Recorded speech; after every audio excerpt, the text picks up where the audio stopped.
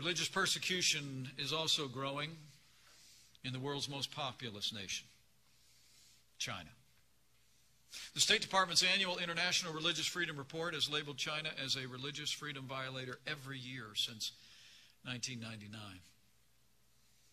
As we stand here today, Beijing is holding possibly millions of Muslim Uyghurs in so-called re-education camps in Western China. Chinese authorities have banned the sale of Christian Bibles. They've destroyed thousands of crosses and other church symbols, and they've jailed pastors.